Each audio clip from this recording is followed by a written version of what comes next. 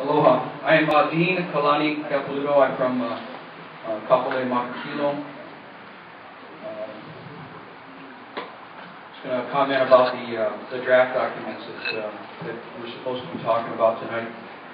There's a comment in the document that talks about managing and creating revenue centers for exploiting potential local, national, and international markets.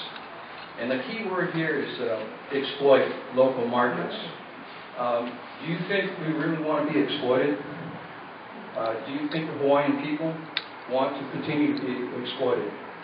I don't think so. I take exception to that term, exploited. But it's probably closer to the truth.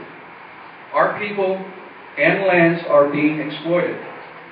Who wrote this? The PLDC is supposed to be culturally sensitive. You guys didn't listen to OHA when they gave their draft documents?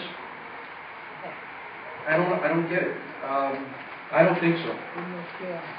This program is supposed to encourage development that is culturally sensitive. You mean like the rail program? This, which began construction without having the surveys completed in advance. Is that what we're talking about, encouraging economic development that is culturally sensitive? Because to me, it sounds like a fat lie. And the state Supreme Court agrees. The term eligible developer in this document sounds to me like another term for constructing another good old boy network. I don't like the fact that they can consult with local neighborhood boards and communities, and that the local neighborhood has absolutely no power to say no.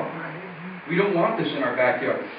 Our neighborhood boards and communities need the power to have a say of what goes on in their community, what goes in and what stays out.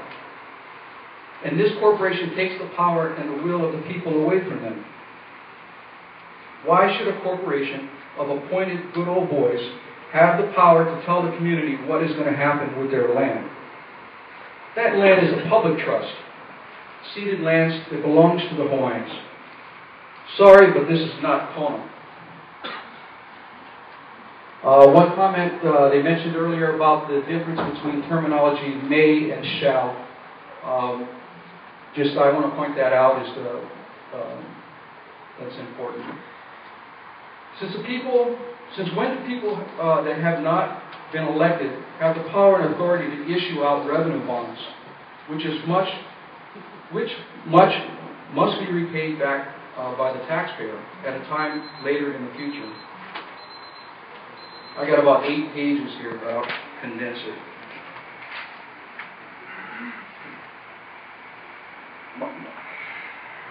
If you fail to make a payment, now they have the power to sell your private property. That's serious constitutional issues involved here. Isn't this the mother of all land grabs in the history of the state of Hawaii? Yeah. Yes. This PLDC seems to be the opening of a new chapter in the corruption of local politics in Hawaii. Oh. What assurances do we have that this corporation will not initiate pay-to-play tactics in the development projects? There are just too many questions and possibilities for the PLDC to abuse the people of Hawaii and the lands that were entrusted to the people, not a bunch of special interests. As a corporation, there should be shares on record of who owns the corporation, and those stockholders should be the Hawaiian people and the public. And we should have a vote in who's the directors and who's on this board. There are some clear constitutional issues with how this corporation was formed, and I would say, in my opinion, that the establishment of this corporation violates the Hawaii State Constitution, which indicates that we must be mindful of our Hawaiian heritage. Nothing in this organization document leads me to believe that this key point of our Hawaiian Constitution is being adhered to. In fact, I think our Hawaiian Constitution is being trampled on, yet again in favor of special interests and developers. This is a travesty of epic proportions. We need to hold our elected officials who voted in favor of the PLDC, because this is not good for our community, it's bad for our children, it's bad for the future of Hawaii, and it's bad for local Hawaiians. I say no, Act 55 has to go.